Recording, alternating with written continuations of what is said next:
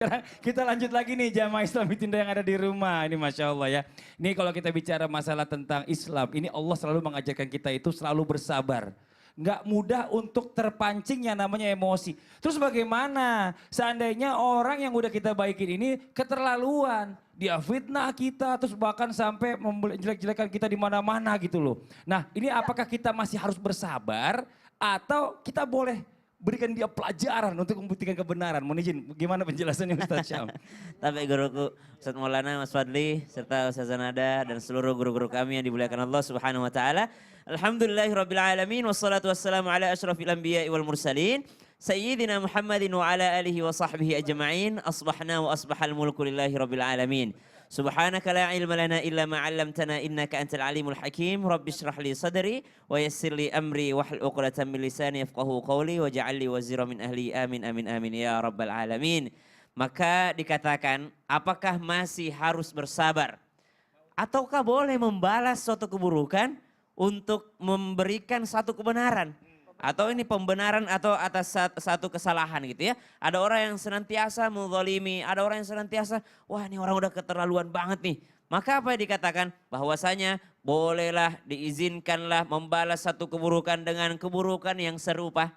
Nah itu orang biasa. Tapi orang beriman membalas keburukan dengan kebaikan yang jelas membalasnya. Maksudnya membalas keburukan dengan yang lebih baik daripada itu. Membalas keburukan dia dengan sesuatu yang lebih baik daripada keburukannya. Misal dia mengatakan, ah dasar engkau, mohon maaf, dasar engkau bodoh. Maka apa yang lebih baik daripada bodoh? Oh pinter. Oh iya mohon maaf ya pinter. Gitu. Jadi kasih kepada dia sesuatu yang lebih baik daripada apa yang dia katakan. Atau dari apa yang mereka lakukan. Maka kita membalasnya dengan sesuatu yang jauh lebih baik. Dan itulah akhlak seorang muslim. Lihat baginda Nabi SAW ketika Rasulullah SAW mencari orang yang senantiasa menzaliminya.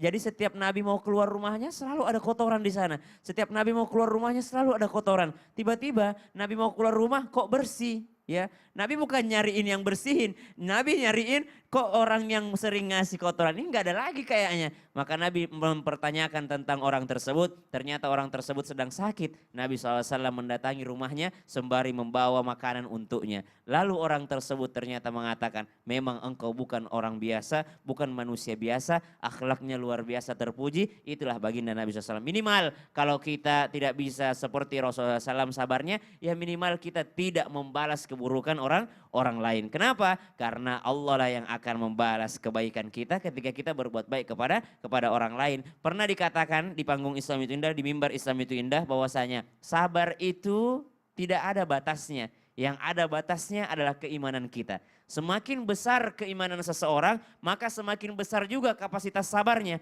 Siapa sih yang paling sabar? Mereka adalah orang-orang yang diberikan kelebihan oleh Allah SWT. Yang paling sabar Nabi Muhammad SAW. Setelah Nabi Muhammad SAW, ulul azmi. Setelah ulul azmi, para nabi dan rasul Allah. Setelah mereka, ada para sahabat. Kemudian para wali-wali Allah. Mereka semakin tinggi kesabaran, semakin besar ujiannya. Semakin besar juga kesabaran dari Allah SWT.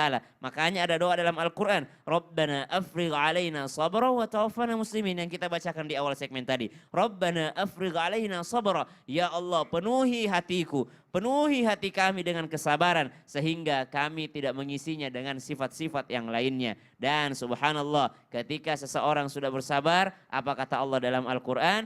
Ya ayyuhalladzina amanu ista'inu bis sabri was salah. Innallaha ma'as sabirin.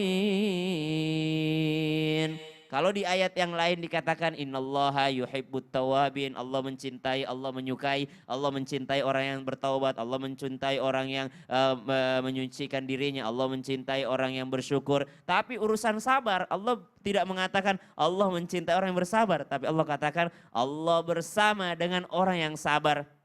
Maksudnya apa? Semakin lama engkau bersabar, maka selama itu pula lah Allah bersamamu.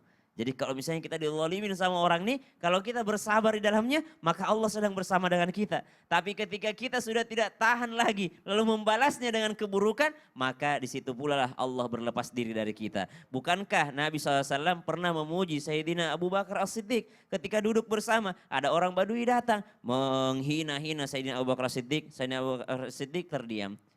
Nabi tersenyum. Dihina lagi Sayyidina Abu Bakar As-Siddiq terdiam. Nabi tersenyum. Ketiga kalinya Sayyidina Abu Bakar As-Siddiq tidak tahan mungkin. Maka ketika dihina Sayyidina Abu Bakar As-Siddiq melawannya atau membalas hinaannya. Nabi Muhammad SAW langsung berdiri lalu pergi. Lalu ditanyakan sama Sayyidina Abu Bakar As-Siddiq radhiyallahu anhu, "Ya Rasulullah, yang pertama engkau diam, yang kedua engkau diam, yang ketiga kenapa engkau pergi meninggalkanku?" Maka Rasulullah SAW mengatakan, ketika engkau terdiam ada malaikat di dekatmu. Ketika engkau terdiam tidak membalasnya, maka malaikat semakin mendoakanmu. Tapi ketika engkau membalasnya, malaikat pun pergi darimu. Maka aku pun pergi bersama dengan para malaikat tadi. Maka semakin kita bersabar, semakin Allah bersama dengan kita. Wallahu ta'ala a'lam. Iya nih, aduh ini jelek banget sih signalnya. Kenapa sih nih? Bentar saya cari signal dulu kali ya. Di mana sih signal ini adanya nih? Aduh, oh ini dia bisa nih. Ya, oke. Ya, ini sekarang kita coba masuk baca Instagram dulu nih ya. Assalamualaikum Ustadz, saya mau bertanya. Nah, Ustazah mau bertanya juga. Saya punya tetangga yang hobinya minjem duit. Pas diminta, alasannya dia bilang banyak yang lagi, dia bilang alasannya bilang jangan nagih utang ke orang miskin. Oh ini dia, ya. Itu di belakang ada juga. Saya harus bagaimana Ustadz? Apakah saya harus mengikhlaskan hutangnya atau saya harus tagih terus? Nah ini tolong dijawab sama Ustadz Syam nih, mohon izin.